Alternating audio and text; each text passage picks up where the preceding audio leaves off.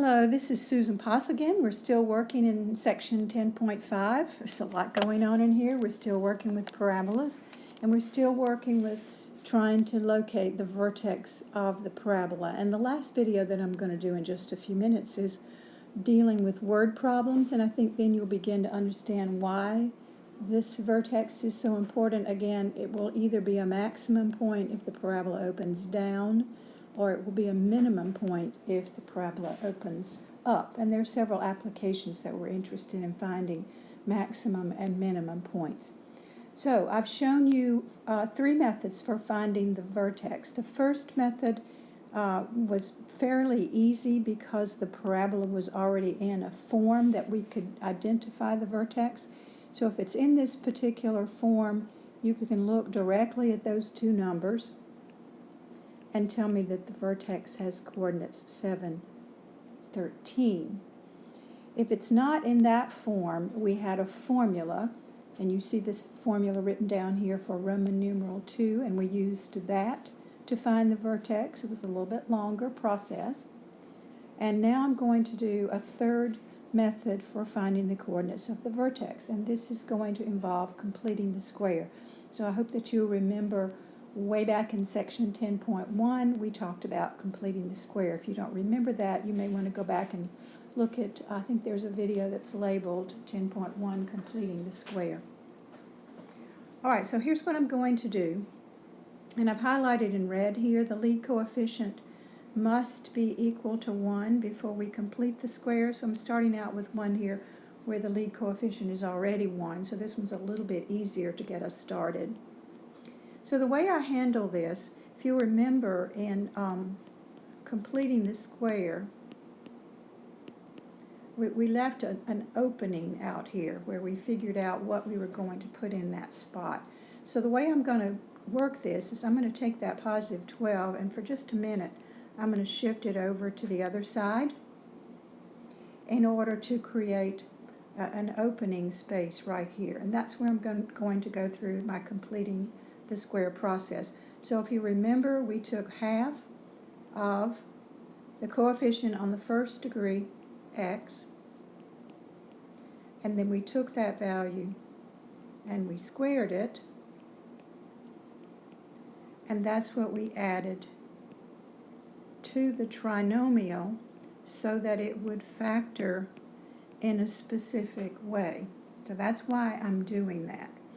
However, in an equation, if you add 16 onto one side of the equation in order to bring it back into balance, we've got to come in here and add 16. I didn't leave myself enough space there. Hold on, let me clean that up. We're going to come back and add 16 to that side as well. There we go. That looks a little bit better. So you can see over on the left-hand side, I have some arithmetic to take care of. Here I've got a minus 12 and a plus 16. So let me clean that up. And then finally, I'm going to move that 4 back onto the other side by subtracting it from both sides. So I now have it in the form that you look at up there at the top of the screen in number 1.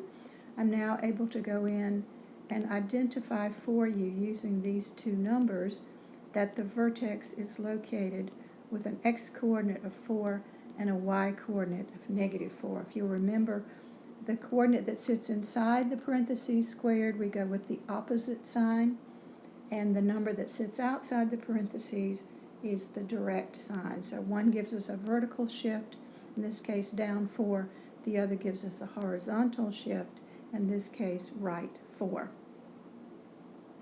Alright, so that was the easier type where we had a lead coefficient of 1. Let's go try one where the lead coefficient is not 1, and let me show you how I treat that one.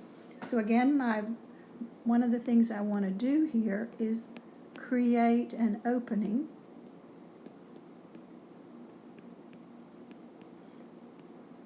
So I'm removing that positive 16 and taking it over to the other side to create that spot.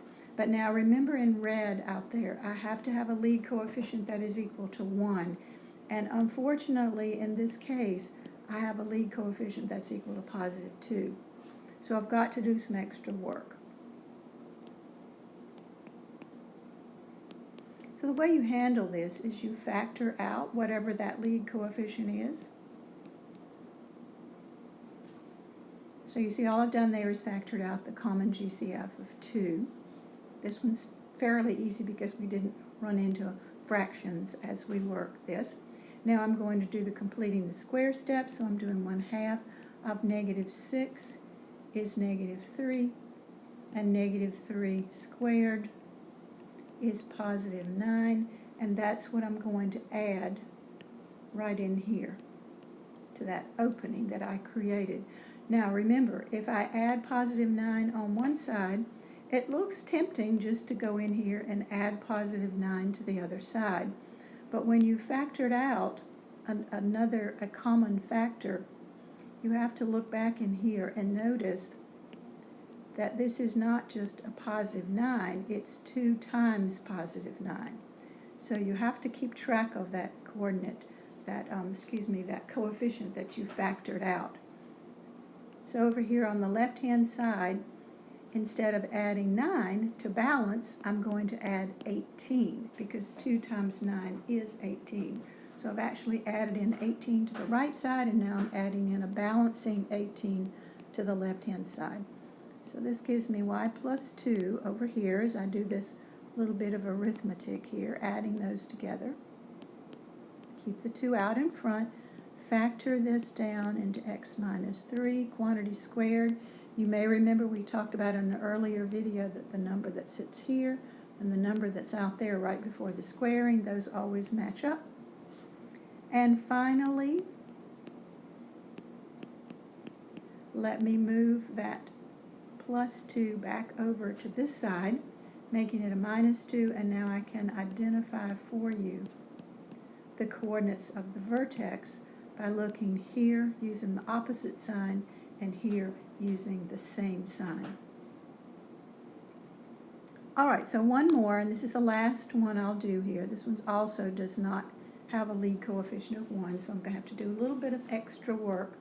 I figure these are going to be the hardest ones. So let me add 12, leave some space, and some of you will be able to skip steps. So I'm creating this opening out here. But before I can do anything, I have to have a lead coefficient of 1 on that x squared. So I'm going to factor out the -3. Watch your signs there. And then I'm going to figure out what to put into that open space and try to balance it and put the same thing back on the other side. All right, so this is where I do the completing the square. 1/2 of -4 is -2, and -2 squared is +4.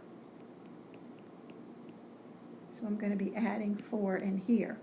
But be careful, don't just go blindly adding 4 to the other side. Remember that this was a -3 times a +4, so that's a -12.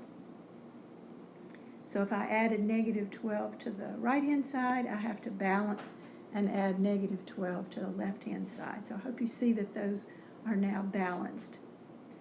All right, so those zero out on the left, they add up to 0. Here's a -3. Let me write this in factored form. And there's nothing to move back, but you might want to think of this as +0 out here so that you'll have that second number in the vertex. So the coordinates of the vertex are 2, 0. So that's your third technique for identifying the vertex of a parabola. So we had using the form, we had using the formula, and now we have completing the square.